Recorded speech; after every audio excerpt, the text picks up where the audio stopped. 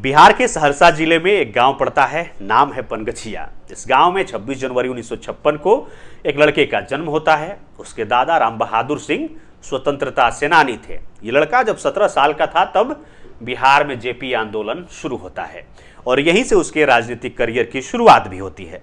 कहते हैं कि बिहार की राजनीति दो चीज़ों पर चलती है, पहली जाति और दूसरी दबंगई। इस लड़के ने इन दोनों का ही सहारा लेकर राजनीति में कदम रख दिया। अब इस लड़के की इतनी बात हो ही चुकी है तो अब नाम भी आप जान लीजिए। उसका नाम है आनंद मोहन। नमस्कार, मैं हूं विपुल और आप देख रहे हैं डेमोक्रेसी एक्सप्रेस। हमारी खास पेशकश बाहुबली में आज बात आनंद मोहन की। 80 के दशक में बिहार में आनंद मोहन बाहुबली नेता बन चुके थे। उन पर कई मुकदमे भी दर्ज हुए। 1983 में पहली बार 3 महीने के लिए जेल जाना पड़ा। 1990 के विधानसभा चुनाव में आनंद मोहन जनता दल के टिकट पर महिसी से चुनाव लड़े और कांग्रेस के लहतान चौधरी को 62,000 वोट से हरा दिया।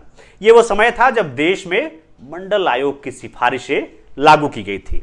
इन सिफारिशों में सबसे अहम बात थी कि सरकारी नौकरियों में ओबीसी को 27% का आरक्षण देना है। जनता दल ने भी इसका समर्थन किया, लेकिन आनंद मोहन ठहरे आरक्षण विरोधी।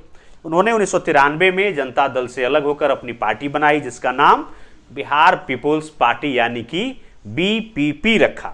बाद में समता पार्टी से हाथ मिला लिया। जिस समय आनंद मोहन ने अपनी चुनावी राजनीति शुरू की थी, उसी समय बिहार के मुजफ्फरपुर में एक नेता हुआ करते थे, छोटन शुक्ला।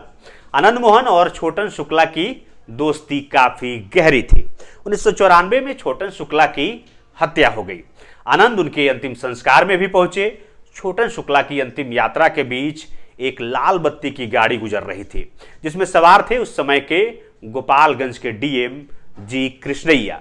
लाल बत्ती की गाड़ी देख भीड़ भड़क उठी और जी कृष्णैया को पीट पीट कर मार डाला। जी कृष्णैया की हत्या का आरोप आनंद मोहन पर लगा। आरोप था कि उन्हीं के कहने पर भीड़ ने उनकी हत्या की। आनंद मोहन को जेल हुई। 2007 में निचली अदालत में उन्हें मौत की सजा सुना दी। आनंद मोहन देश के पहले पूर्व सांसद और पूर्व विधायक हैं जिन्हें मौत की सजा मिली। हालांकि पटना हाई कोर्ट ने दिसंबर 2008 में मौत की सजा को उम्र कैद में बदल दिया। बाद में सुप्रीम कोर्ट ने भी जुलाई 2012 में पटना हाई कोर्ट के फैसले को बरकरार रखा। आनंद मोहन जेल गए तो उनकी पत्नी लवली आनंद ने राजनीति में बागडोर थाम ली। कई दल उन्होंने बदले भी, कई बार हार का भी सामना करना पड़ा। कांग्रेस और समाजवादी पार्टी के टिकट पर चुनावी मैदान में उतरी, मगर लवली आनंद को जीत नसीब नहीं हुई। वहीं उनके पुत्र चेतन आनंद को राजद ने विधानसभा का टिकट थमाया और आरजेडी की ओर से जीतकर वो विधानसभा पहुंच गए।